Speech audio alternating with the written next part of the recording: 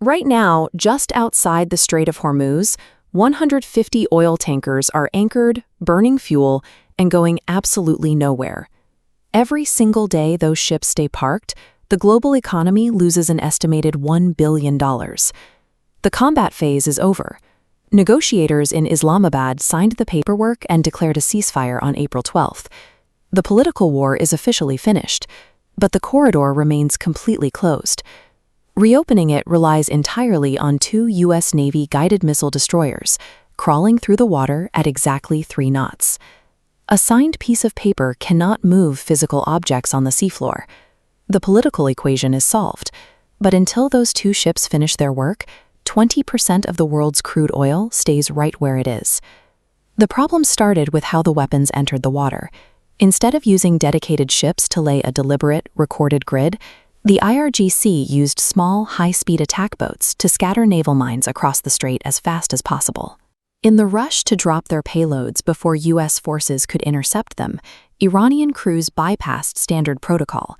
They never recorded precise GPS coordinates for the thousands of devices they put into the water. This diagram shows what happens next. In dynamic, shallow water environments, strong tidal shifts stress the tethering cables of the mines. When those cables fail, the tides turn the weapons into unanchored, drifting objects, moving miles away from their original drop zones. Iran built a threat designed to outlast itself. Because they have no map to hand over, they deployed a weapon they can no longer locate, recall, or use to negotiate.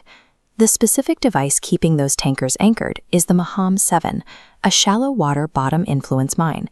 It is built with a fiberglass casing to avoid producing a measurable magnetic signature. It causes zero distortion in the Earth's magnetic field, rendering it completely invisible to standard magnetometers. It sits flat on the sand, and it waits. To hunt it, the U.S. Navy is forced to use $2.2 billion guided missile destroyers for a job they weren't designed to do. The dedicated minesweeping ships built to operate during this exact crisis were retired 6 months before the conflict began. Finding a fiberglass casing requires acoustic sonar, like this yellow AQS-20 towed body. But in shallow water, sound bounces off both the seafloor and the surface simultaneously. That acoustic reverberation masks small objects and drops detection probability to 60%, forcing the destroyer to tow the sonar at a grueling 3-knot speed limit. This cross-section reveals the Maham 7's most dangerous feature. It is equipped with a programmable logic board called a ship counter. Engineers can configure the mine to ignore a specific number of acoustic signatures, meaning it will let 3 or 4 hull signatures pass safely overhead, only to arm and detonate on the 5th. Because U.S. forces have no way of knowing what number any individual mine is set to, a single sweeping pass is useless. The Navy has to execute dozens of redundant, agonizingly slow, overlapping passes over the exact same water just to verify one lane.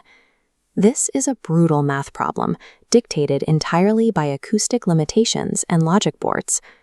The world's most advanced naval technology is forced to a crawl by simple fiberglass and patience. Eventually, the military will finish its overlapping passes and declare a lane cleared. But because of the low detection probabilities and drifting currents, clearance cannot guarantee a strictly zero-mine environment. The shipping industry remembers 1987, when a 400,000-ton supertanker called the MV Bridgedam struck a mine in this exact strait on the first day of a U.S. operation. The Navy had already swept the route and missed one. After the strike, U.S. warships actually moved behind the supertanker, using its massive hull to shield themselves.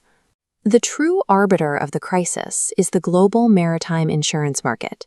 The market runs its own algorithm, balancing the $150 million value of a loaded hull against the ambiguous percentage of residual risk. The oil does not start moving when politicians declare peace, or when the military announces a successful sweep.